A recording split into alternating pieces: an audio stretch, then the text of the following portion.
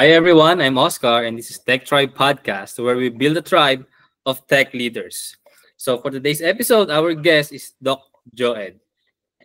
Hi Doc, good evening. Yan. Hello, good evening Sir Oscar and good evening sa lahat. Yan, so kamusta? Anong tatawag ko sa iyo, Doc? Joed na lang. Joed lang, Joed. Mas sanay ako Joed. sa Joed.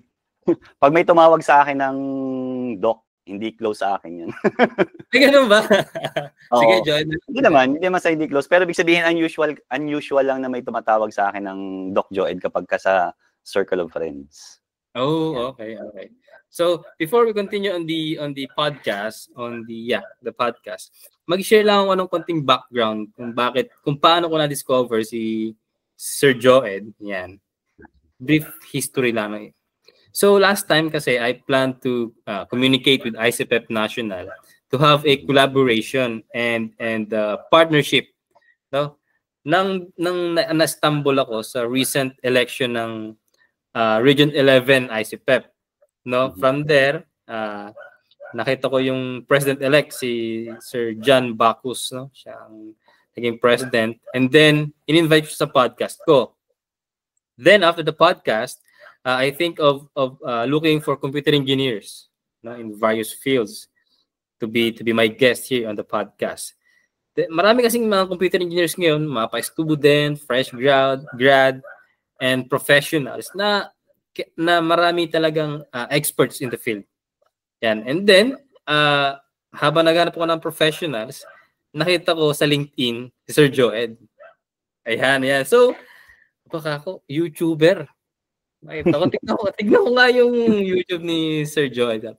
Ang daming followers, ang tawag dito, subscribers ka ako sana. And ayun, pinanood ko yung kanyang mga YouTube. Basically, nung binabrowse ko yung channel ni Sir Joed, ay puro microcontrollers usually and data structures and algorithm yung kanyang kinukuha na mga videos niya. So sa tingin ko, we are both adik kami sa innovation. Mm-hmm. So yan. So that's the story behind yan. So yeah, Sir Joed, can you share with us a background of this story? Ayan. Okay, sige. Thank you Sir Oscar. Actually, I never revealed this one kung yung true story kung bakit ako nag-start mag-YouTube. Actually, prior to YouTube, gusto kong banggitin sa iba na even Facebook, hindi ako nag-Facebook. So, hindi naman ako anti-social. It's just that I'm not into social media kamukha nung unang panahon. Mas gusto ko yung face-to-face na conversation and discussion. It so happened during pandemic, I started working sa Binild ng full-time, De La Salle College of St. Binild. So doon ako nag-start full-time January. Few months pa lang ako nag-start, nahit tayo ng pandemic, and then everything changes. We were required to create online materials. Actually, hindi lang naman ako yun, di ba? Buong mundo probably, yung mga teachers, medyo nag-struggle kung paano mag-start mag-create ng online materials. So, swerte yung mga school na merong mga online platforms na kaagad. But for others na hindi pa ganun ka-establish yung online platforms nila, medyo struggle. And during the time we had actually hanggang ngayon, we have an online platform. Naka-ready na talaga yon. So, nung in-instructan kami gumawa ng YouTube materials around June, July, parang ganyan. Nag-start akong gumawa, and then, yun nga, ang idea kasi talaga dyan dati, di ba, parang hindi naman gagawa yung teacher ng walang kapalit ng parang, okay, ito yung counterpart na load mo, and then you are asked to create some video materials for us. However, marami nag-a-apply talaga kasi nga syempre hindi naman kayang i-fund ng isang university ang ganong karaming ganong karaming teachers tapos i-convert lahat yung material sa online. So yun, in short, isa ako kasama sa list pero I wasn't given an opportunity para talagang may upload yun doon sa aming learning resource as a material. Pero sinishare ko pa rin siya sa student ko starting ng parang ano ba ang start ng klase natin dati? September. Pero yung time kasi na yun, na-COVID ako Na-COVID yung buong family namin. Yep. in the middle na gumagawa ako ng courseware kasi mag-i-start yung opening ng full online ng September. So it's actually a sad story, may namatay sa family. So yung event na yun, tanda ko pa yun, nasa hospital ako, may bitbit akong laptop kasi time ako na nag-i-edit ako ng mga video eh. In-upload ko siya sa YouTube. Okay, ang nag-suggest sa akin is si Missy. Sabi niya, i-upload mo na lang sa YouTube para hindi ka mahirapan sa platform kasi hindi rin naman yan magiging official sa school niyo. So yun yung start. Kaya yung initial ko doon, ang una ko talagang ginawa is data structures at saka embedded systems. Pero hindi siya, wala siyang, yung initial kong gawa doon, parang may attachment or mayroong initial logo namin. I removed it para ang dating, hindi talaga siya for school. Ginawa ko siya as a separate courseware for me personally na online platform lang talaga. So ang mga nag-start na viewers ko pa noon mga old student from other schools. Kumbaga dati mga graduate na mga 10 years ago na tapos natawa sila, "Oy Sir Zoed, nabuhay ka," parang ganyan. So yun yung kanyang start. Yung LMS nyo parang hindi mo din nagamit. Dumiretso ka na lang ng ginagamit ko siya. 100% utilize siya. It's just that yung video lecture, rather than we are allowed naman kasing kumuha ng mga video material sa internet eh. Tapos 'di ba, ililink natin sa YouTube, mga ganyan. Rather than linking it to a different YouTube, ang ginawa ko ngayon, sige, I'll link this one as one of the references sa mga materials ko. O yung YouTube ko ngayon. So ginamit ko siya as part, pero may mga iba pang material, syempre marami naman tayong mga resources. It so happen, hindi nga sa Pilipinas siya na unang nagano eh. Actually, after ng creation ko ng dalawa na yon, tumigil na ako kasi wala naman akong plano mag-create talaga ng YouTube. Gusto ko nga talaga initially unlisted siya para private lang kasi yun yung pinag-uusapan namin. If it is private, kailangan mo pang i-share sa students mo yung specific na tapos i-grant mo sila. Pag unlisted naman, kailangan ng specific na link. Oo. Si Mrs. is nagtuturo din. Yep. Currently, nasa FEU siya ngayon. Anong tinuturo niya? IT director siya ng IT rin, IT. Oh, okay. Pero parehas kaming computer engineer, parehas kaming graduate ng Adamson. Okay. Edi susunod siya naman ang i-interviewin ko. Sige. Sabihan ko. Sige. Anyway, sir, bakit education is life? Ayan, actually matagal ko nga pinag-isipan yan eh. Naalala ko pa yan ng sumakay ako ng LRT. Ano kaya magandang pangalan nitong channel na gagawin ko? Prior kasi mahilig talaga ako mag-conduct ng seminar. Either pwedeng free, pwedeng may bayad, depende sa school. Siyempre may mga school minsan nag-i-invite sa'yo, public school, tapos wala talagang capacity to pay. So they are free, something like that. Pag yung nag-invite sa'yo na school, medyo may kaya, and then they are willing to pay something, then that's good. Siyempre, kailangan mo mabuhay in a way. Education is life kasi na-realize ko, sabi sa akin kasi ng brother ko, may brother ko na namatay yun before. Sabi niya sa akin dati, magtuturo ka, sayang naman yung talino mo, sabi sa akin ng gano'n. Actually, sinabi niya talaga sa akin yun. Nasa Amerika siya that time. Sabi niya, magtuturo ka, hindi ka na mag-grow niyan. May stagnant na yung knowledge mo, sabi sa akin ng gano'n. Sabi ko, okay lang, tingnan natin. Hindi ko siya inimagine na, I think, magkaiba kasi yung level nung maturity ng nasa industry ka at saka nasa academic ka. Never kong inimagine na sa field natin as computer engineering, na para kang kabayo, para kada labas ng technology, hindi ka po pwedeng ma-left behind.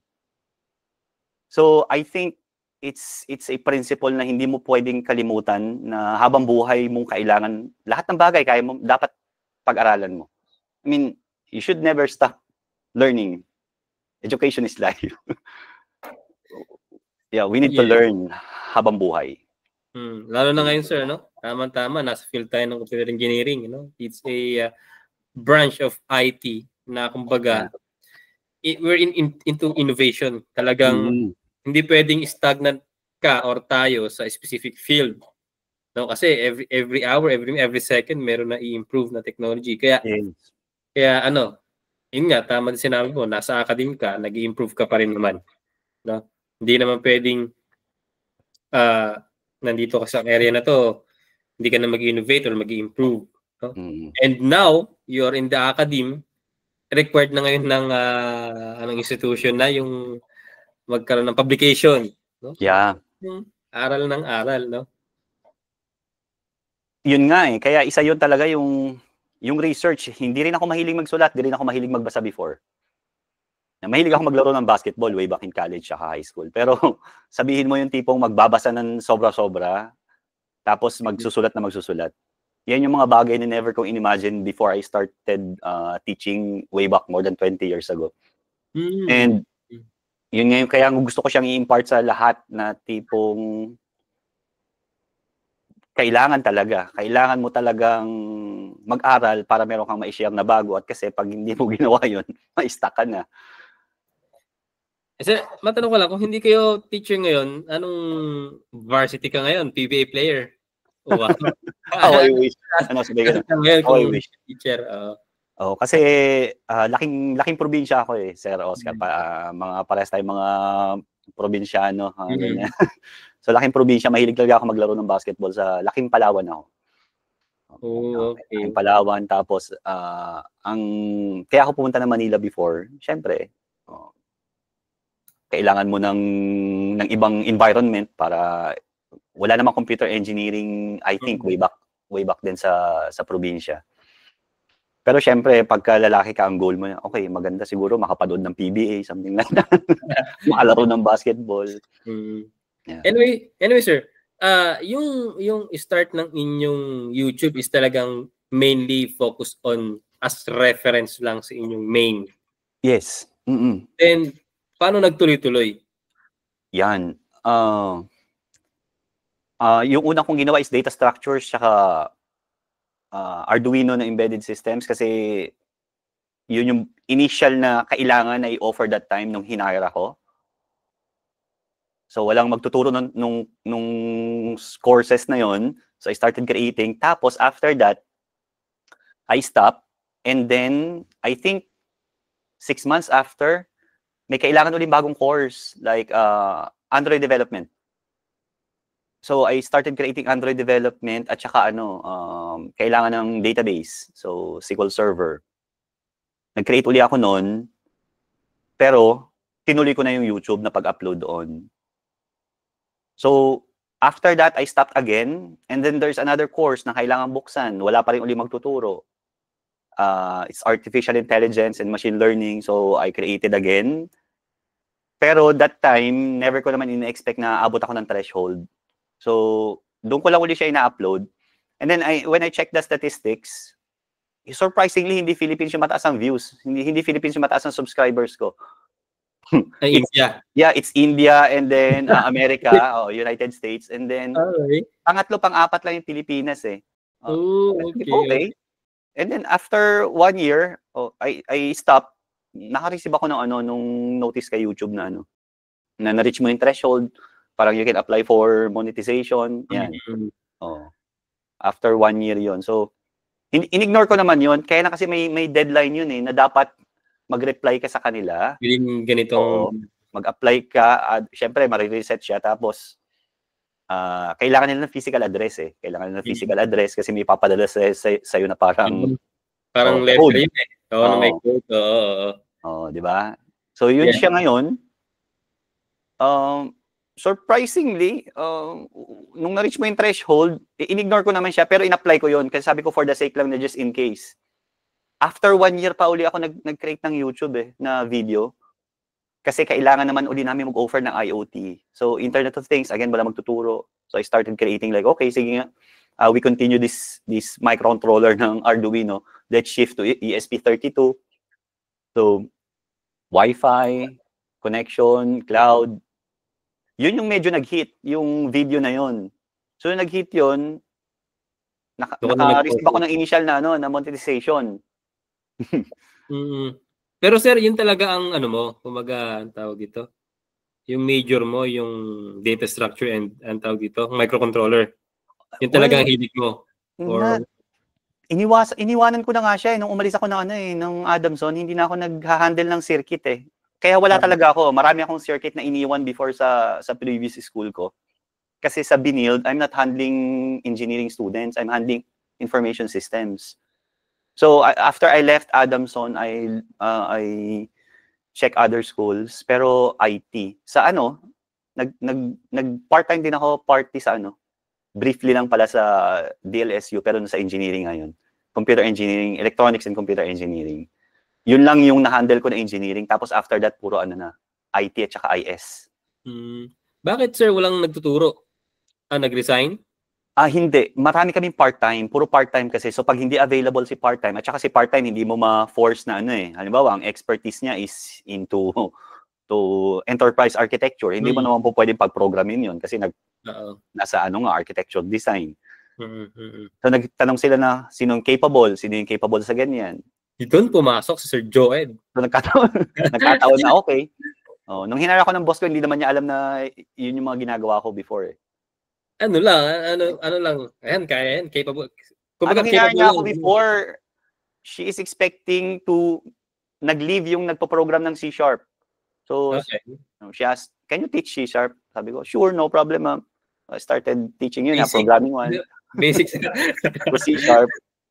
Hanggang sa, yun nga, move na iba-iba ng courses sa mga ino-offer kasi nag-create ng panibagong At yun, yung mga in-offer namin kasi na yun, kung mapapansin mo, sir, di ba sa atin sa computer engineering talaga may hardware tayo nakasama eh. Yes. With information systems, pag binuksan mo yung curriculum ni CHED, yung CHED CMO ng IS before, hindi naman walang hardware doon. Actually, majority doon is management and part of system design. Okay. Medyo si Binild kasi yung kanyang principle is kung in-offer yan ng usual, bakit natin gagayahin? We have to be different, di ba? Unique. Yun, yung gusto nilang selling point nila do ordinary things extraordinarily. Kaya medyo yung aming mga courses medyo iba-iba. One of a kind. So yung IS namin parang mixture tuloy ng ng computer science na meron kami embedded systems, may blockchain kami, may IoT kami. You never usually see it sa IS courses. Pero yun, sir, halos sabi nga ng YouTube mo, meron kang blockchain na tinuturo din eh. Pati ML, AI. Tinuturo mo rin lahat yun. Naituro na. Tapos ngayon, yun nga, pinapasa-pasa ko na siya sa iba kasi konti lang naman yung allowed subjects namin na ituro. Okay. Pero ngayon, tinuturo mo talaga is data structures. Yung talagang forte mo. So far ngayon, walang gustong kumuha nun. kahit ibigay mo, walang gustong kumuha. Yung mga ganyan. IoT yan. Ako ngayon, ang tinuturuan ko technopreneurship sa engineering. Tapos, emerging tech and seminars. Yun, usually seminars. Kaya ang ginagawa ko, naghanap ako ng mga experts in the field na magtotok. Anyway, sir, bakit hindi ka nag-MS CPE? Bakit MIT tsaka? Or nag-MS CPE ka, then nag-DIT? Anong doon? Bakit? Hindi ko alam kung may MS CPE na that time. 2002 ako nag-start, MN CPE. Hindi ko alam kung may MS CPE that time. Pero MN ang sikat ng time na yun eh. MN CPE. Master of Engineering in Computer Engineering. Sa PUP? PUP. Technological University of the Philippines. So, yun yung mayroon yung available that time. Tapos, ang next sana noon, may offering naman din na po, pwede ka naman mag-apply ng scholarship, DEng naman, pero sa UP. Ayaw ko na rin talaga sana ng puro math nga. Puro numbers na simula nung college eh. Puro numbers. Yeah. Napapansin ko rin yung time na yun, medyo humihina yung hardware sa atin sa Pilipinas. Tapos, software medyo malakas kung tutuusin. We know na unti-unting nawala di ba yung mga, natin, mga manufacturing companies, and they go to a different country. Pero sabi nila dito, meron daw semicon dito sa bandang Laguna na nag-operate ulit yata. Kasi nga, dahil nga siguro sa pandemic, mas nag-focus na lang sa software. Oo. No? Iba rin kasi sayang yung opportunity kasi marami tayong mga magagaling dito pero they work abroad. Sayang sir, no? At kaya si Doc Ryan nasa abroad pero nagtuturo din naman ng part-time dito sa Pilipinas. Pero siya sa MSCPE sa ito lang sa Negros something sa Sulu. Saan ba siya connected ngayon? Meron yata senior consultant yata siya sa sa Singapore. Oo. Tapos nagtuturo siya ngayon ng kung saan nagtuturo dito. Sir, baka meron kayo ibang schools? Wala, oo. Hindi ako mahilig talaga mag-part-time kung tutuusin. Tsaka bawal sa amin mag-part-time. We are allowed to have like, basta't wala kang contract. Pwede ka naman magkaroon ng sarili mong business o kaya sarili mong company. Pero wag ka magkakaroon ng engagement na meron kang contract with other universities. So allowed naman pala yung pag-YouTube? Kasi yun, hiwalay na. Tsaka, hindi ko nga sinasabi dun sa amin yun na may bahala na sila makadiscover. Bahala na sila makadiscover. No? Nakita nakaraan nung aming educational technology, nakalimutan ko yung specific designation ni Sir. Nagulat siya, sabi niya. Nakita niya ako sa LinkedIn. Sir, may YouTube ka pala. So, na-request niya ako ngayon na may plan kasi si Benild mag-offer ng online courses na hiwalay sa regular na course. Pwedeng gumawa ka ng courseware sa amin kahit na isa lang muna. Kasi mag-start tayo mag-launch ng full online. So, yun. Kaya yun yung doon ako nag-start tumigil. Yung huli kong release is parang July yata or June. Yun yung time na naagaw yung attention ko kasi may ginawa akong courseware sa amin. Doon ka nakapag-focus. Hindi, para doon sa school. Tinigil ko gumawa ng YouTube ko. Yun yung huli kong gawa ng YouTube. Kasi nga sabi ko, ng YouTube video ko na matagal talaga akong tumigil nun. I think lang huli ko nga upload is June kasi yun yung time na kinontak ako na we need to create video courseware para sa school natin. Siyempre, pa-prioritize ko yung aking full-time job. Ganun talaga. Part-time lang yung YouTube natin. So, hindi ako nakapag-upload until itong January na sabi ko, babalik ako, subukan ko ulit mag-create. Itutuloy ko kasi meron akong 2 series na pending Nakakahiya doon sa mga subscriber natin. Ayun nakakahiya kasi, di ba? Parang tatanong, kailan tutuloy? Itutuloy pa ba? Although, syempre, kung tutuusin, wala naman akong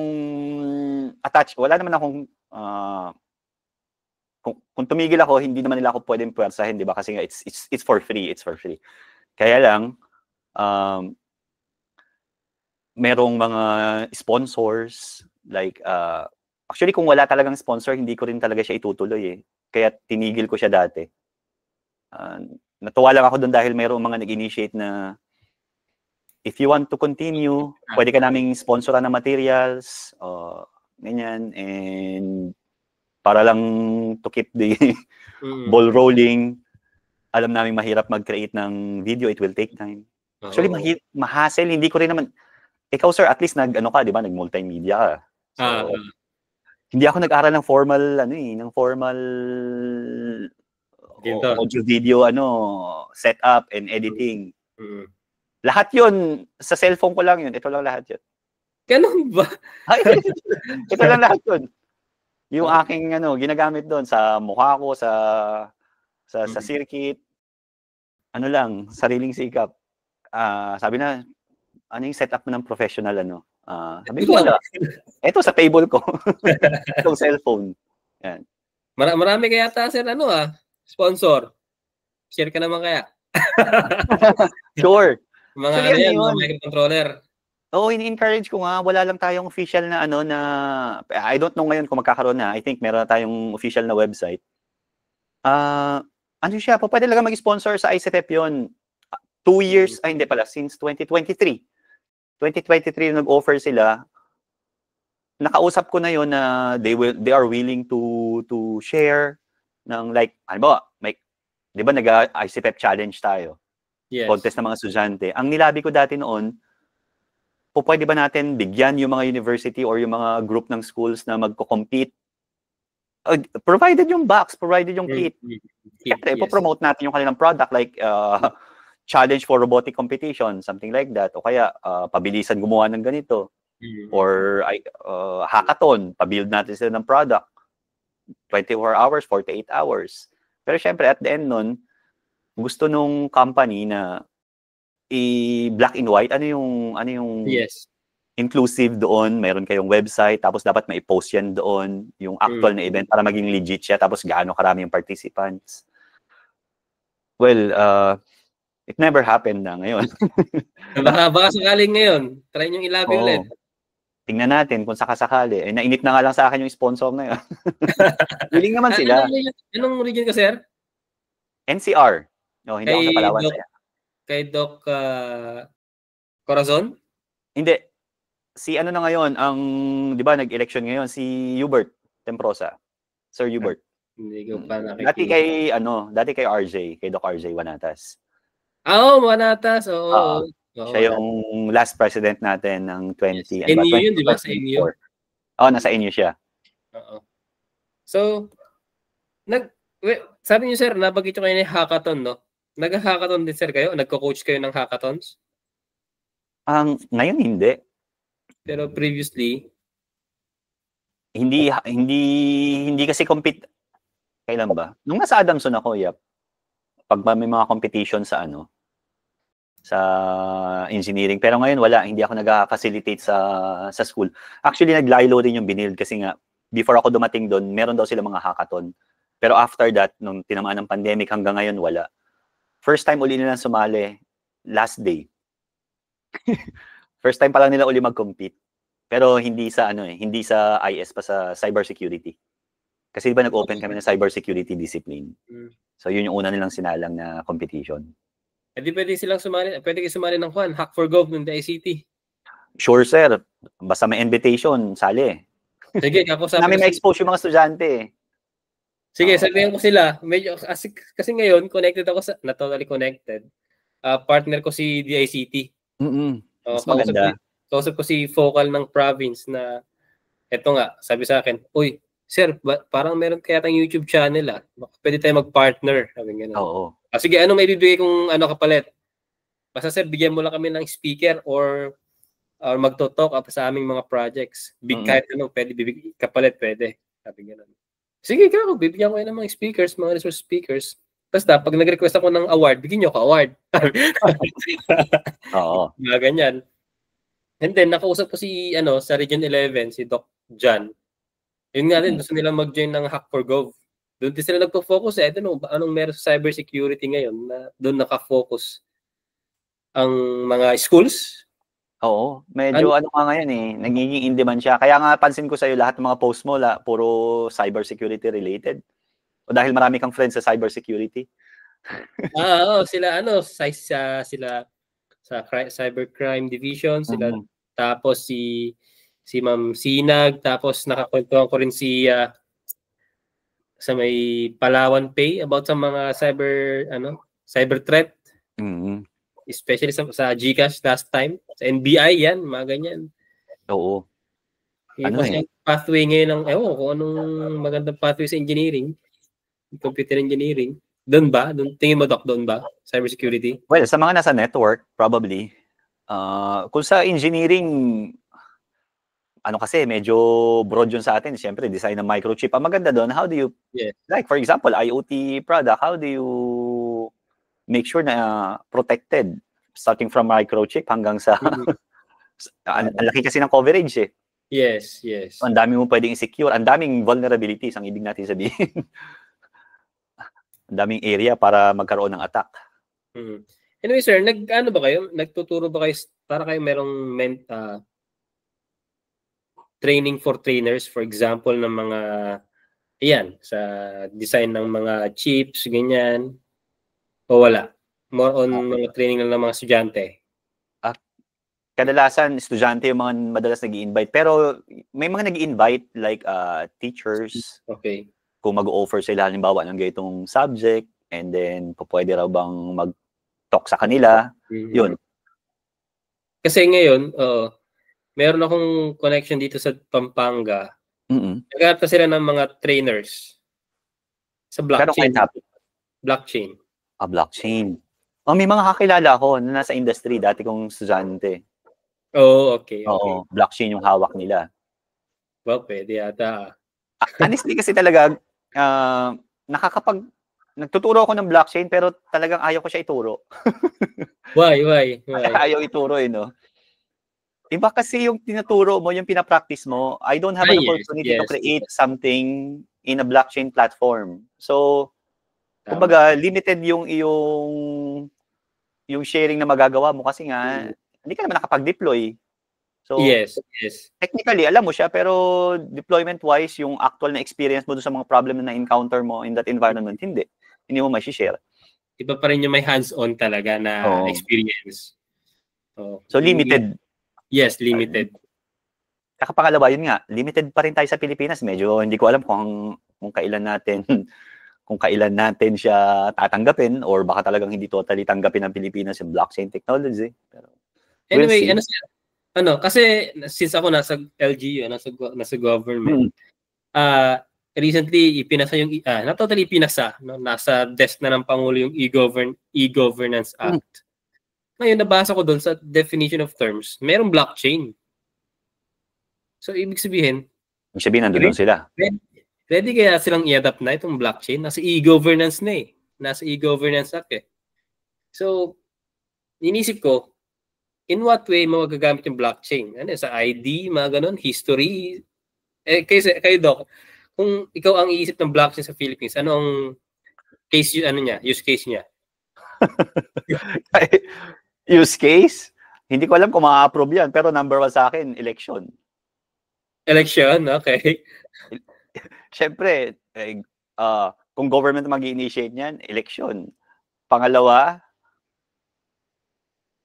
financial tracking ng lahat ng ng mga officials ng government, paano mo ginagawa yung spending mo sa lahat ng bagay. Kasi kung hahabol ka lang ng mayroon ka agad siyang built-in security and then traceability. Ano ba ang pinaka-importanting dapat mo matrace sa Pilipinas? If in case of government side.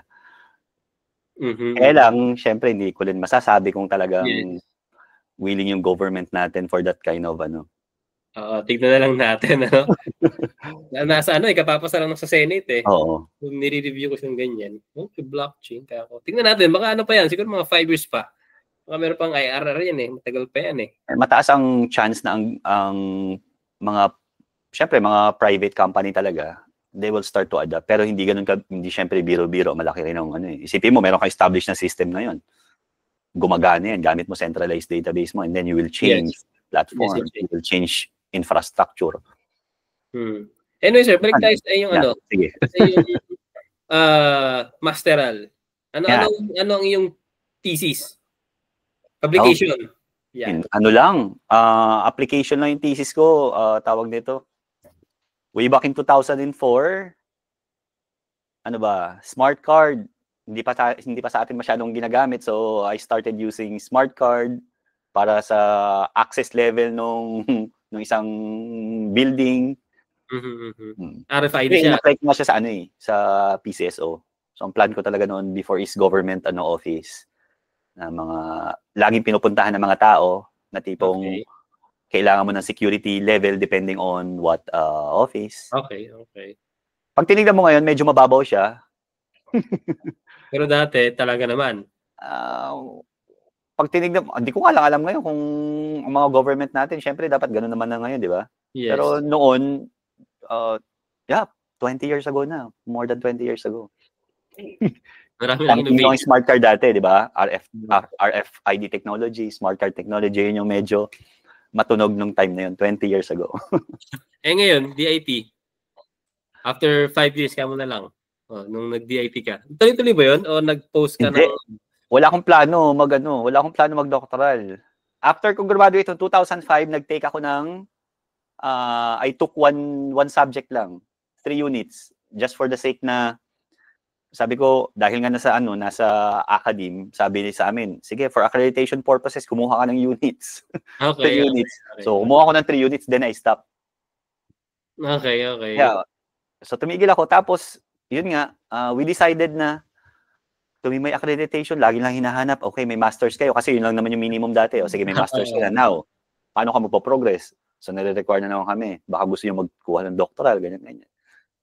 So, nag-enroll ako tinuloy namin, marami kami magkakaklase noon. So far, mga doktor na rin yung iba hindi. Tinamad na rin tapusin. Pero hindi ko siya natapos. Matagal ko tinapos. 2000, officially natapos ako 2018 pa. Ay, ang tagal, diba? Talagang lang. Oo. Gradual siya.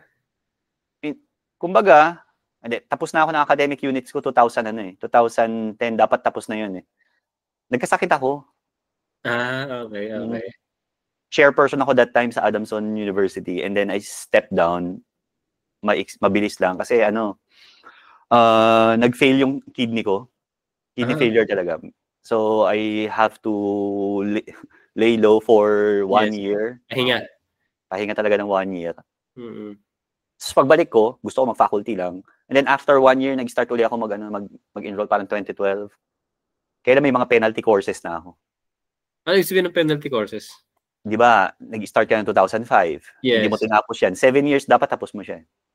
Okay. So every 2 years, penalty ka ng penalty. So nag-penalty ako ngayon doon. Tapos after that, nag-proposal ako ng dissertation ko. Ano naman na-approve mo? Yeah. Nung na-approve, extended na naman ako kasi meron naman akong penalty. So 2 years penalty na naman. Ayan, kaya parang medyo nung una tinatamad ako, pero sige, tinuloy ko na uli.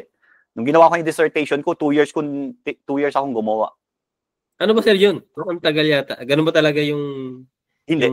Wala lang akong time. Okay. For example, ngayon sa school namin, pagka may dissertation ka, pwede ka mag-avail ng leave talaga, tapos may bayad ka. During that time sa amin, kung full load ka, wala namang kaming ganong klaseng opportunity na mag-leave ka, tapos may payment ka. So, ang diskarte ko talaga noon, it's either pag-uwi ko ng gabi, sisingit ko siya, pero ang tanda ko siya for like how many months, ginagawa ko yun like, gigising ako ng 3 or 4 a.m. Tatrabaho lang, kukode ako. Kukode ako tapos mga 6, tigil na ako. Ang problema pag natigil ka ng mga 1 month, 2 months na wala kang ginagawa, you really have to review. Oo. Yung concept ko before, hindi ko alam yung dissertation ko before, hindi ko alam na what I'm doing is actually machine learning. Okay. Kasi hindi pa naman machine learning yung terminology na ginagamit sa atin eh. Statistics. Ang medyo matunog na pangalan, ang matunog na pangalan, analytics, predictive analytics. Pero in reality, you're doing mathematics, you're doing machine learning, at walang library pa ako noon na ginagamit. Kaya sabi ko, do I really have to code this one? Paano yung resources niya? Pag wala na library, paano nangyari? Wala. Compute ka. Gawa akong sarili kong library. Computation ng ano lang naman, logistic regression lang naman. Parang ako nag-iisip ngayon, parang ayoko na niyan. Ayoko na ganyan. Actually, natapos ko siyang gawin. Natapos ko i-develop yung software like 2017. Dami ng libraries nag-exist. So, kumuha ka doon. Mga open source din. Actually, si Python nga, hindi naman siya dating sikat sa ganun. Tapos nung tumunog si machine learning, biglang talaga nag-boom uli si Python. Oo, yung ano eh. Di ba? Ang alam lang nila kay Python dati, madaling gamitin, pang high school, unlike with C language. Pero, pag tinignan natin, lahat naman ng libraries ni Python talagang itong for machine learning created in C, C++. So, sabi ko, sayang. Dumali sana yung buhay ko that time. Tagal ko siyang ginawa. Hindi natin expect, no? Samantala ko, ngayon, hirap na pala ako kahit may AI na. Machine learning. Hindi na nga eh. Pero ngayon, sir, nasa anong stage ka na? Like, how many years na lang? Or months? Nasa second sem na ako ng ng first year, second sem. Pero ngayon, meron na kaming dissertation seminar, naghahanap ka sa amin ng dissertation title. Ilang units daw ang required sa PhD? Academics? Oo. Ilan nga ba yun? Hindi ko maalala din. 12. 36 plus yata. So, daming dati namin eh. Hindi ko alam ba't ganun karami yun. 60 units yun sa amin. Tapos, ang dami ko bang penalty na course. Kaya ako, Oh, kaya ako 2018 pa nakagraduate. Tapos na ako ng 2017 eh. May penalty na naman ako. Sa amin kaya, meron tayong ganun. Oh, may penalty. Ay, hindi. Matatapos mo naman yan, sir, for sure ng 7 years. Ako kasi medyo may mga kaibang pinagdaanan eh. Kaya, sabi nila, yun nga, di ba, ba't ka naman mahihiya kung ako, okay lang ako sinasabi ko, sobrang tagal kong tinapos yung dissertation, yung doctoral ko umabot ng dekada, umabot ng decade. But it's okay. Pero dito, sir, ang laging kinukwento ng grad school is puro kayo academics. Pagdating nyo ng dissertation, hindi na kayo nag-enroll. Sabing ganun. Actually, maraming ganun. Anong problema nun, Doc? Tingin mo? Nahirapan sila sa dissertation nila? Tingin ko, depende pati sa dissertation, di ba? Mayroong degree na na talagang kamukha sa atin. Kung magde-develop ka ng product, baka doon na i-stuck, hindi makapag-develop ng product. Or kaya, kung yung iba is hindi naman product-based, like research talaga, yes, na i-stuck doon sa kung anumang klaseng magandang concept na i-research or statistics probably. So, doon sa tingin ko na i-stuck. Kasi syempre, madali na naman kuha na yung academics eh. Mag-enroll ka lang naman. Tapos, you really have to follow kung sakasakali may mga activities. Pero kung nga dati noon, sabi ko, I would sacrifice kasi tinatamad ako sa academics eh. Mas gusto ko talaga dati noon na mag-project na lang. Baka po pwede i-convert na lang into project yung ibang academics. Oo man eh. Kung ako titingin, diba? Ano na lang? Project na lang? Yan. Oo. May mga ganon. Kaya mapapansin mo, umunti siya ng umunti. May mga nag-offer ng 36 units. Meron nga, alam ko, 20 plus units lang eh. Tapos ano na kagad? Oh, saan yun? Saan yung 20 units? Naasan yung research component? Like, 4 na beses kang magre-research. Ay. Presentation, and then publication. Si Doc Ryan, weekly daw may publication. Naka-enroll daw siya ng BA sa US. Mahirap. Oo. Kasi sabi niya, meron kasi siyang pinost about sa susunod, sa ulitin, parang gano'n, sa Sulu State yata, PUP, kasi pupuro ito eh. Sabi ko, sir, bakit ka ako nag-design ka na dyan sa PUP or sa Sulu? Meron ko bagong tuturuan, sabi ko. Hindi, hindi ako mapag-focus sa US. Sabi niya gano'n. Bakit meron ako sa US? Nag-BBA daw siya doon. MBA siya. Halos weekly application. Sabi. Graduate na siya, di ba? Anong degree niya? Saan niya ba kinuha dati yung degree niya? Pilipinas din sa ibang bansa? Yes. Pilipinas. Dito. Yung dati niya, yung una niyang doctoral degree. Yes. Yes. Alam mo nga, ngayon, sir, naka-enroll din siya dito sa NUST ng PhD Math. Nagsabay-sabay, katibay ka ako. Sabi niya sa akin, libangan ko lang yan, para lang maiba. Sabi niya gano'n. Hindi mo naman ako. Sana nagtuloy-tuloy ko na lang niya sa BA. Tapos sabi ko, sir, plano mo mag-US, no? Oo, sabi niya, mag-US daw siya. Yun siguro, yun ang pinakamabilis na path. Education siguro, then, I don't know. Yun ba yung pinakamabilis na path? Pag-aaral ka. Instead of direct hiring, ganun. Kasi isa rin yun sa lalo kung mataas yung degree. Kamukha ako, inaaya ko ng ate ko na mag-postdoc. Pero talagang, wala eh. Syempre, kailangan mo mamili. Pag nag-ganun ka, iwanan mo yung pamilya mo rito, number 1. Maiksi lang ang buhay, we have to decide kung talaga bang, sabi ko nga kanina, di ba, ibabalik natin yan, baka sabihin mo, sir, ayaw mo na mag-aral ulit, di ba, education is life. Yes. Marami namang level yung education eh. Hindi naman kailangan laging degree. Siguro, principle ko na lang na,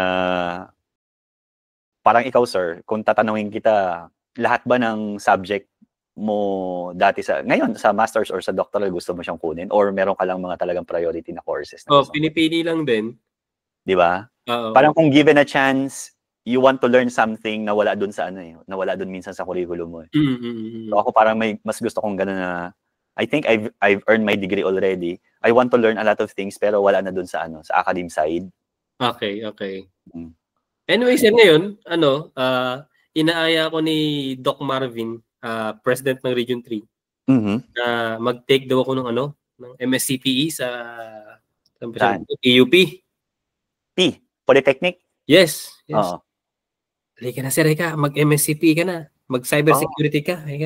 Ang daming na nag-aano ngayon, nagkukuha ng ng MSCPE.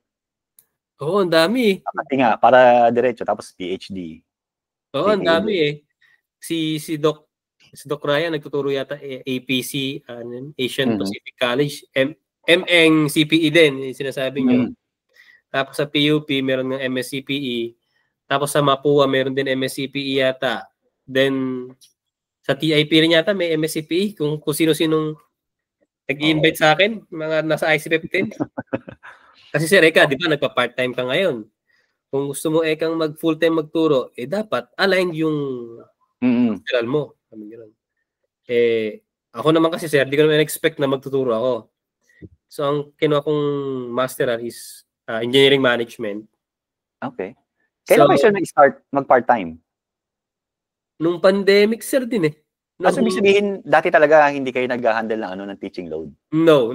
Na ano lang, natapat, pagka-graduate ko ng masteral, January 2020, biglang nag-COVID ng March. Oo nga eh. So, sabihin natin na hinto siguro ng 1 taon yung teaching, tapos 2022 or 23 ganyan. Nag-chat sa akin yung dati kong advisor ng CPE. Sir, di ba meron kang masteral, ganyan. Mag-part-time ka sa amin. Marami ang nag-resign. Anong school yan sa'yo? Wesleyan University sa Cabanatuan. Oo. So, hindi talaga ako mahilig magturo eh. Ganyan eh. Wala akong hilig sa iba na lang. Sabi ko gano'n. Mag-i-start na ng SEM. Wala pa rin nakukuha yung teacher namin, si Ma'am Gal. Sir, ito na lang ituturo mo. Yung sa yung sabi ko dati? Sa sa web design eh. Design. PHP yata yun. HTML, ganyan. Then, emerging technologies. Then, technopreneurship. 3 subject. Since Sir nga, online, and siguro tulad ng sa inyo, hindi rin ako makapag-upload sa LMS ng school namin. Nag-YouTube ako, doon ako nag-upload sa YouTube. So ayun, okay naman hanggang sa ang pasok ko nga lang doon is 5 to 8 ng gabi. Nagre-record nga ako sa office namin ng maaga, then upload ko sa YouTube.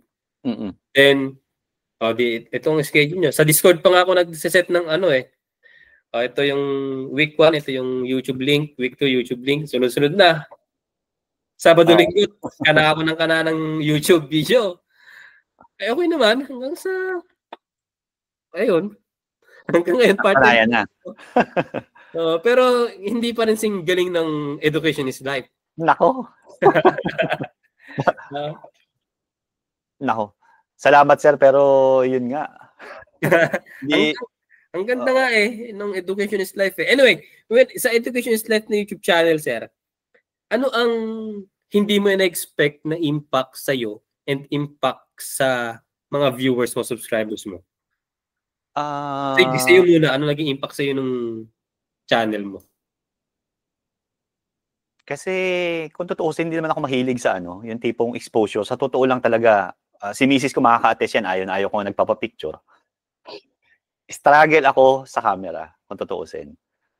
Nagkaroon ako ng parang medyo hindi ko rin gusto, ayaw ko man tanggapin na parang mental health issue siya, pero hindi lang estudyante yung nag-suffer dyan. Ayaw kong humaharap sa camera during online meeting, online classes. Okay. Pero napilit ako bumili ng camera. Kasi nga, no choice ka kailangan mag-online, mag-open ng camera.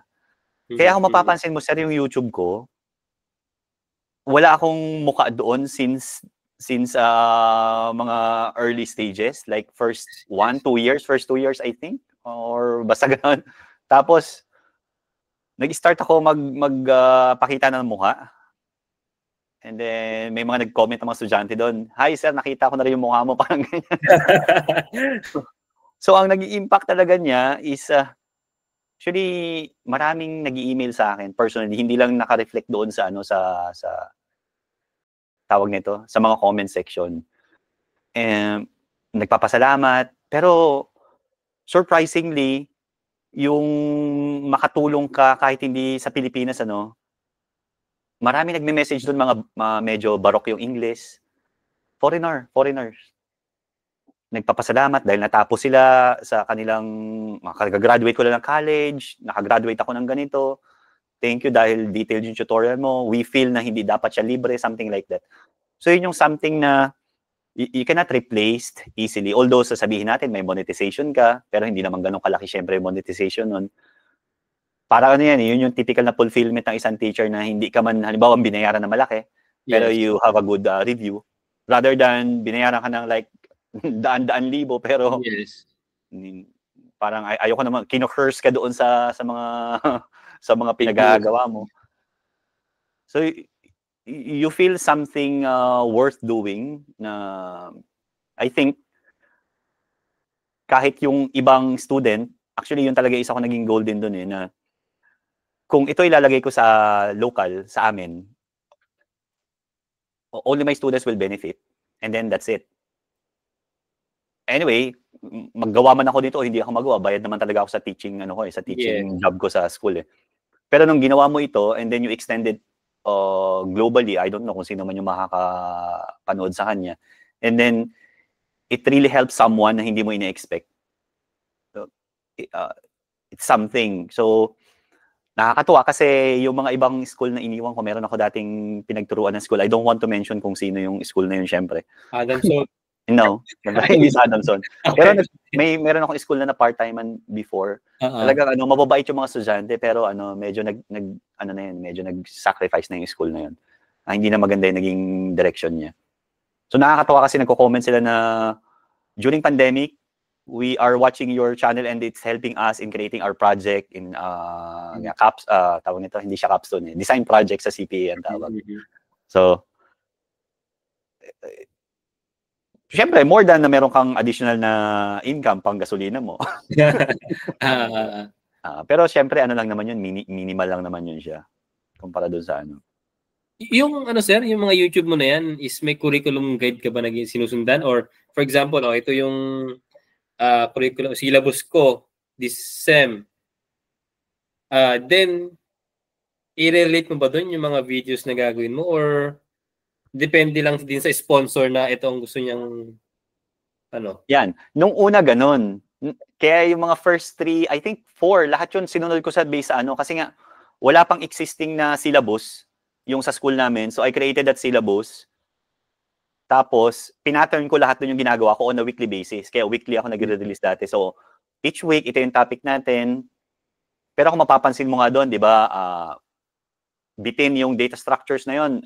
Pag kinumpara mo sa computer science na data structure yan, tsaka sa CPE, mababaw pa yan kasi basic lang yun is stocks, queues. Yun lang yung mga topic sa kanya, searching, sorting, tapos puro basic. Kasi hindi naman into that direction yung yung information systems, kaya tinigil ko siya. So pinapattern ko siya sa IS curriculum. Pero eventually, since 2023, dahil nga mayroong mga sponsor and then they are requesting na baka, especially, ito yung huli kong ginagawa, like for the Sun Founder tsaka kay 52Pi, magkaiba yung direction ng dalawa na yun. The Sun Founder course, gusto niya sobrang daming videos. Like, very detailed, like, if maiintindihan ng first year high school as much as possible, mas maganda. So yung una kong nirelease nun, hindi ko ina-expect na gusto niya mas mababa pa yung discussion. So binagalan ko yung talk, yung the way I speak. Tapos even resistor you have to explain, even yung concept ng LED you have to explain. Pero minsan 'di ba parang ang hirap kasi nga pinipilit mo siyang ibaba and you are not teaching high school, you are teaching college students and grad student.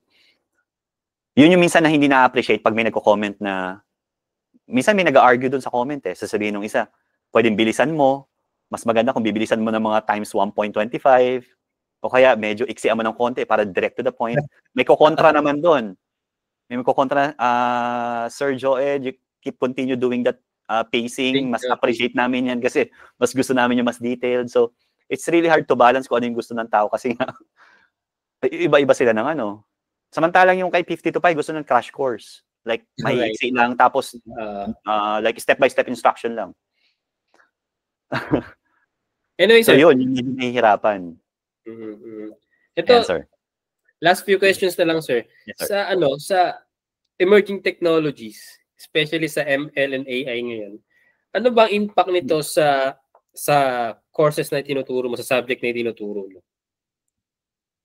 What do you mean, sir? Like, sa pagtuturo. okay. So anong impact nitong mga existing na mga Gen AI? Yes.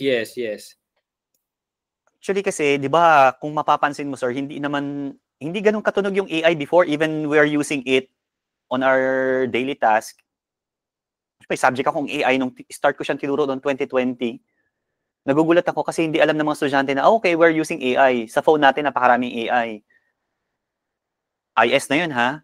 Tapos lumitaw si ChatGPT. And all of a sudden, kahit na nagbabasurero, alam yung AI. Yes. Parang hindi alam yung word ng AI, and then sa atin, sa technical field tayo, alam natin yung AI, alam natin machine learning. Pero in other discipline, parang napakasimple lang sa kanila na, ano yung AI? Wala kaming pakialam dyan. Alam namin AI is robot, parang gano'n, di ba? Pero ngayon, sobrang familiar na sila na humawak sila ng phone, lahat na doon ng AI. Pero they are pertaining to Gen AI usually. Yes, Gen AI. Nag-half-half ako dyan. First time na nag-exist siya, pinagamit ko in-explore ko kaagad kasi nag-inform sa akin is si Sir Lawrence. Dati nating ICTEP president sa way back in 2012, I think siya yung unang nag-create ng bylaws natin sa ICTEP. Nasa Globe siya, AI/ML manager. So data scientist siya doon at sinabi niya, "Joe, may palabas na Gen AI. Try to check this one. It's very good." Ganyan. So nung start ko, sabi ko, okay, ang talino nito ah. Tapos yun nga, we've been exploring it. Tapos in-introduce ko sa estudyante ko. And surprisingly, syempre natuwa yung mga estudyante. Pero kung tutuusin, that time, parang medyo nalungkot ako kasi iba yung naging effect. Hindi maganda yung naging effect the first part or the first time kasi nga lahat pinagagawa na nila doon. Yun yung nagiging hindi ko gustong naging approach. So maraming nag-invite sa akin ng seminar, like sa amin, nag-start kami mag-create ng AI policy kasi bigla nag-boom like after 1, 2, 3 months, parang lahat na ng estudyante alam na kaagad siya na nag-i-exist na. Even yung mga kawawa yung mga teachers na may edad. Kasi yung mga estudyante na bata, ito yung nagtitake advantage on how to create output na hindi kayang i-validate ng mga teachers na somehow hindi into technology. So, ang sinearch ko kagad noon, how to know if it is AI generated. So, nag-create ako ng means. So, I've conducted several seminars na how to know if it is AI generated, how to combat if it is AI generated. Tapos, chinecheck din natin how to evade AI naman, di ba? Ano yung mga tools na pwede mong gamitin para naman, pag chineck ka ng professor mo, hindi malaman AI detection, hindi siya ma-detect na AI. And then, reveal ko rin sa estudyante yun para at least sabihin sa kanila na alam ng teachers nyo, kung knowledgeable si teachers nyo, kung sakasakaling pinapa-generate nyo siya kay AI. Pero as time progresses, medyo ano na yan medyo hindi na siya, ang hirap na i-distinguish kahit sabihin mong gawa ng estudyante o hindi gawa ng estudyante, pero kasi ultimately, nakakatamad magpulis, yung mampulis ka ng estudyante. Yes. Para lang, di ba? Nawawala na yung essence eh. So nawawala na yung essence ng tunay na learning kung ang darating na lang, maghuhulihan na lang kayo. Nagkataon lang naman, it's just a tool, di ba, for us to learn or for us to get away with learning at makapumasa na lang. So I think marami akong pinagdaanan. Dumating ako sa point na never kami gumagamit ng pen and paper sa Binild. So lagi kami talaga doong it's either learning management system or basta pure online yun. Yes. Dumating sa point na nagpa-program ako ng papel. Like pen and paper. Yes. Dumating ako sa term na gano'n na nagpasulat ako sa papel just to prove. And I'm happy kasi maraming nakakuha sa akin ng like handwritten talaga. Like buo, starting sa pag-create ng class structure hanggang sa i-reference mo siya, so coding. And surprisingly, may mga nakakuha na talaga nag-aaral. So okay, satisfied ako doon. Pero at the end of the day, pag hindi naman natin sila tinuro ang gumamit tama ng AI, paglabas na sa industry, AI ang gamit eh. That's a problem. So maraming developers ngayon na hindi ka naman makapag-create ng system dahil ang if you want 6 months development, bakit hindi mo kayang gawin ng 3 months kung sakasakaling nasa ano ka, marami kayong client, and it will really help you. Ang problem lang talaga, pag si student, first year lang at sinanay siya ng hindi siya naging knowledgeable doon. So ang sinet namin kaagad sa school namin is AI policy. So on that first year, we formulated a team. I was part of that team para i-categorize kung saan dapat mag-exist si AI, saan hindi dapat mag-exist si AI, and it has to be specified in the syllabus kung bakit mo gagamitin si AI at bakit hindi mo gagamitin si AI. Kasi hindi siya masama at a certain degree. Hindi rin siya mabuti kung sakasakaling gagamitin mo. Parang ang analogy ko sa mga estudyante, masama ba si calculator o hindi? So, sasabihin nila, sir, very vague yung tanong mo. Sasabihin ko sa'yo, masama yan. Sasabihin ko sa'yo, hindi. So, depende ang sagot nila. Okay si calculator kung sakasakaling ang tinuturuan natin is engineering students. Pag-computein mo ba naman ang sangkatutak yan and they already know how to do it. Ang hinahabol natin is productivity. They know the basics ng computation. Pero pag-square root mo, hindi na yan appropriate kasi ang kinocompute na yan is... Pero pag gamitin mo ng calculator ang isang 3-year-old, ang isang grade 3 students na tinuturuan pa lang siya ng teacher niya ng process at hindi yung sagot ha. Hindi importante yung sagot doon, importante is process. If you let that student use a calculator, hindi magiging magandang effect sa kanya. So, from that, we are starting modifying our syllabus, yung curriculum, saan dapat mag-exist AI, saan dapat hindi, at ano yung level of tolerance, like guided ba or i-allow mo ba? Like for example, in Capstone, we totally allow using AI kasi ang hinahabol natin, 3 months development. Yes. Good luck, di ba? Good luck yun kung kakayanin mong gawin. Pero with the help of AI tools, para i-speed up yung iyong product development, software development, kompleto ka na ng skeletal structure mo. Framework. At hindi mo mabibuild yun kung sakasakaling hindi mo naintindihan yung code. It means, alam na nila yung code. So ngayon, mayroon akong pinaplano na bago, which is prompt engineering. Nire-reverse ko ulit yung... Engineering, okay. Prompt engineering. Like, hindi mo kayang palabasin ng gano'n yung result ng code na gusto mo kapag hindi mo alam kung anong gusto mo itanong. So, lahat, for example, ng mga data structures ko ng sample output, ang daling isa lang ng estudyante yun eh. I-screenshot lang nila, sabihin nila, give me a code for C#. Yes. Sobrang kompleto na siya. Pero they will not learn how to do it. Now, I'm thinking of a different approach na mahirap yung output, pero the only way you can produce that output is for you to understand yung buong process na yun para maitanong mo siya ng tama. So, yun yung isa kong gustong gawin sana ngayon na i-experiment ko sa mga estudyante. The only way lang you can ask that kind of question to a generative AI is you really understand the process and hindi ka lang nanguhula. So, kung kaya mo i-produce yung eksakto-eksaktong code ko na hindi mo alam kung ano yung code na yun at kaya mo siyang tanungin kay ChatGPT or kay Gemini, much better. So, still in the process, ino-open ko pa lang yung possibility na yun sa iba kong faculty and they say, okay, it's quite good para matulungan natin yung estudyante na hindi maging dependent lang but rather co-work with AI. Yes, sir. Kasi yung prompt engineering, I think, saan ko ba nabasa yan? Meron yatang subject na in-offer na ganyan or course yung prompt engineering. Yun nga, tama sinabi nyo na itatype mo sa Gen AI yung how kung anong tamang prompt para lumabas yung tamang code or pag nga ako gumagawa ko ng GPT talagang diba? Haba rin ng gusto kong input para output Kasi it will only produce as good as what you really want. Depende sa question mo, depende sa line ng pagkaka-deliver mo sa kanya. Kaya yung mga bata nahuhuli sila na tipong pinagawa nila kasi they really don't know how to ask. Like for example, in research, so I've been handling research subject. Pagka ang subject namin is research, talagang I let them use AI tools. Hindi siya masama. It will really help them explain what they want and deliver what they want.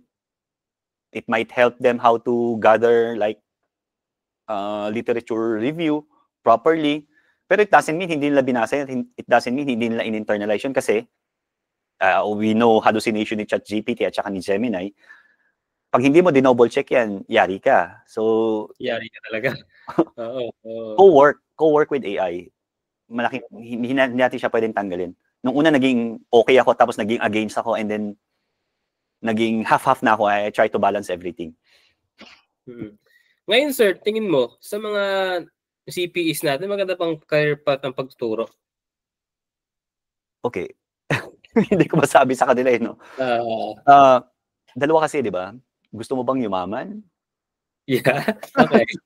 So, kung money is everything and your priority, then I would suggest have another job na ipaprioritize mo aside from teaching.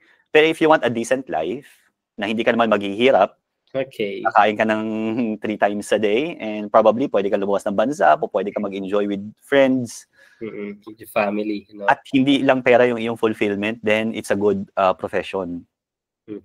And I always impart this to my students na gustong maging teacher someday. Kasi sometimes, minsan talaga nakaka-encounter ako ng conversation with students together with parents na sometimes offending. Pero I try to justify yung mga teachers nila. Kasi minsan sasabihin, meron ako naalala, syempre hindi ko sasabihin ko anong school ito, pero meron ako naalala dati na nakausap ko yung parent and sinabi niya, pinagagalitan niya yung anak niya eh. So, ina-advise ko yung anak. So sabi niya sa anak niya, sige anak, kapag tatamad-tamad ka magturo at talagang hindi ka magaling mag-aral, pag-graduate mo, magiging teacher ka na lang. Sabi niya ng ganun. Yeah. Gusto mo ba mag-teacher ka na lang? Yun yung medyo parang, syempre hindi naman ako nagalit sa nanay. In-explain ko, sabi ko, yung mga teachers nyo po, kadalasan is full-time or part-time, particularly yung mga part-time natin, nasa industry yan, and they are actually, it's either team lead, yung iba sa inyo, yung iba dyan, mga CEO, nagtuturo dito as part-time. And hindi nila kailangan yung pera kasi pamasahe pa lang or gasolina pa lang nila, kulang na yan. They just want to share.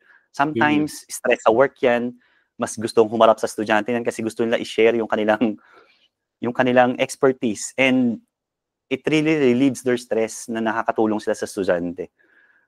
At sabi ko, pag graduate ng anak nyo, more likely, pag pumunta sa company, makikita rin nila yung teacher nila at magiging boss din nila isa sa mga teachers na yan. Hindi dahil hindi yan mga magagaling or hindi yan dahil sa wala mapupuntahan. And I'm trying to explain that kasi occasionally may encounter ka talagang student na gano'n yung mindset sa teacher. Kaya sometimes, I think, nagiging gano'n yung tingin nila sa teacher na minsan mababa kasi ang tingin nila, hindi yan capable. Yes. Hindi yan capable to do. Pero yun yung gusto ko naman sabihin sa mga teachers, if you really want to prove na talagang kaya mo magturo, do it. Hindi ka lang talaga by the book. You practice. You go outside the normal textbook. Para naman meron ka talagang kayang ipagmalaki sa estudyante na, you know, syempre hindi ko rin masabi, iba-iba rin yung teachers natin. Pero syempre, I would encourage if someone would like to or have this one as a profession. Maganda siya, it's fulfilling. Okay? Yun. Ba, sir? Na-fulfill ka ba? Yes naman, sir. Totoo naman. It's fulfillment na mapag-share ka ng ideas and your expertise. So ngayon kasi, I think tama din naman napunta ako sa seminars kasi last mga podcast guest ko is about startups and community building. Yung sabi sa akin, sobrang dami ng startup sa Manila. Pero ng startup bubble dyan sa Manila, dami-dami ng nilulutas nilang problema. Yung mga problema sa probinsya, hindi nila malutas. Sabing ganon. Kasi nagpo-focus ang mga startups dyan sa NCR, sa Cebu, sa Cagayan de Oro, pero ibang provinces na iwanan. Yeah. So, nung naintindihan ko yun, I think, dito sa amin sa Nueva Ecija, I think we have to start, ako, myself, mag-start ako sa amin, sa school namin na, yes, especially sa computer engineering. Kasi maraming startups na, puro computer engineers. Yes. Sabi ko sa kanila, hindi ko naman sinasabi na huwag kayo magtrabaho. Pero if there's a chance na you build your own company here in Nueva Ecija, marami kayong masosolve na problem. Yeah. Hindi nyo kailangan may pag-compete dyan sa Manila. Meron na nga sila tinatawag na tech bubble dyan sa Manila eh. So I think that's my advocate now na tell them na with technology nowadays, especially YouTube University video assistance, di ba? Yun ang sinasabi sa akin ng mga podcast guest ko. ang mga teachers, especially ako sabi ko, ang tinuturo ko naman is basic. Di man pwedeng ituro lahat. Kasi meron nga diyang YouTube University, iba't ibang resources, reference na pwede mong gamitin.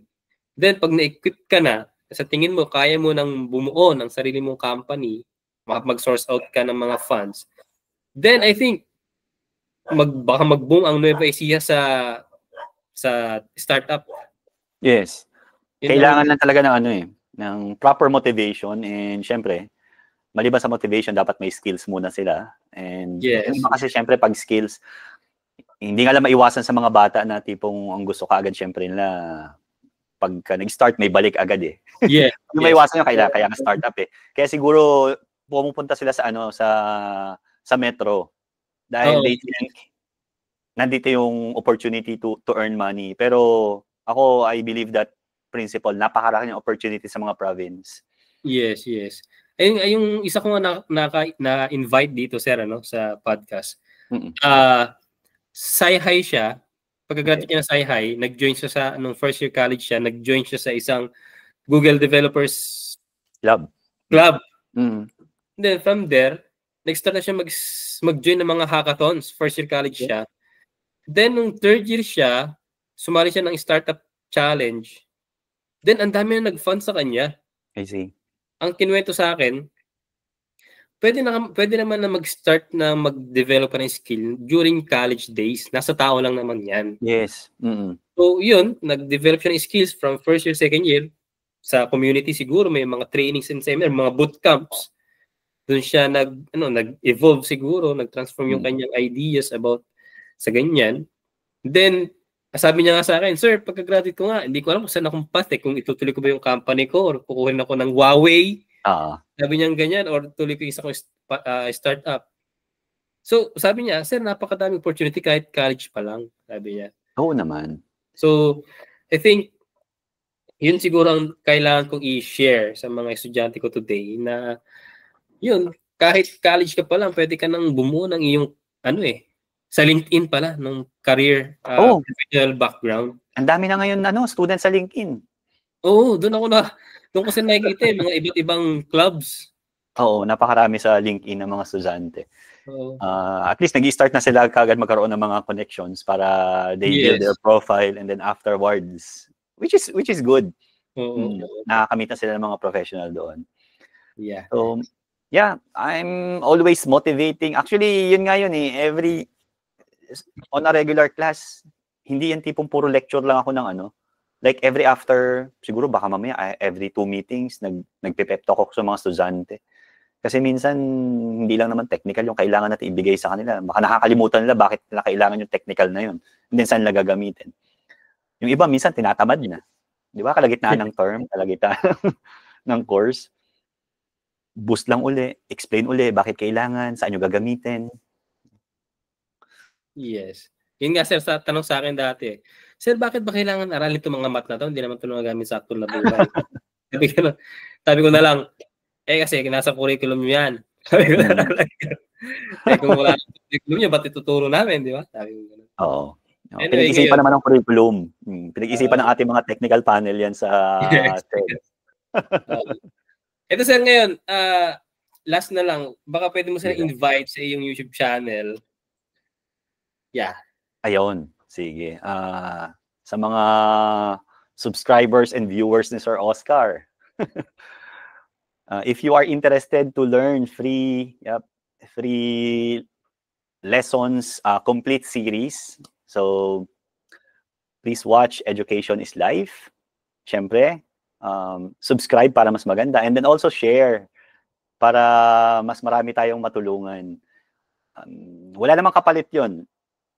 Ginagawa natin yung platform na yan para sa kahit sino, especially doon sa mga underprivileged students nasa province, nasa ibang lugar na hindi sila capable mag-enroll sa formal education, and this could probably help you. And who knows, di ba? Innovation, hindi lang naman yan natatapos sa eskwelahan. Kahit sino po pwede. Hindi lang laging estudyante, po pwede kahit professional. And if you are interested, you can chat, you can message me doon sa ating comment section. And then my email address is also provided doon sa ating Education is Life. Ayan. Thank you, Sir Oscar, for this opportunity na ma-invite ako. Sige, sir. Yan. Usually, sir, meron bang Facebook page or wala? Una ba wala talagang... Actually, meron. Si Mrs. ang nag-handle ng Facebook page niyan. Kasi nga sabi ko sa'yo, di ba kanina, hindi ako into social media. No? Even my account, siya nga ang gumawa nun eh. So, ang Facebook page ay Education is Life. Yes. Education is Life. Hindi ko nga rin siya nakikita kasi hindi ako nagmamanage. I-share ko sa'yo yung Facebook na yan. Sige. Yung mga dating estudyante, matatawa yan. Sasabihin lang si Sir Joed talaga. Hanggang ngayon, wala pa rin Facebook. Actually, meron naman. Talaga sir, wala pa rin Facebook. Itatagsan na kita eh. Meron akong Facebook pero hindi lang talaga ako active. Okay. Surprisingly, nagka-Facebook ako dahil yung modification ni FB, di ba nag-messenger lang ako. Nag-create ako ng messenger pero hindi Facebook eh. Automatic, nung in-update niya, automatic ginawa niya ako ng Facebook account. Kahit ayaw ko. So, hindi ko na siya ma-cancel. May Facebook account na ako. Anyway, yeah. I think that's our podcast episode tonight. Again, I'm Oscar and our podcast guest is Sir Joed. Yes. And yeah, thank you very much. See you again, guys, next time. Thank you, Sir Oscar. Thank you.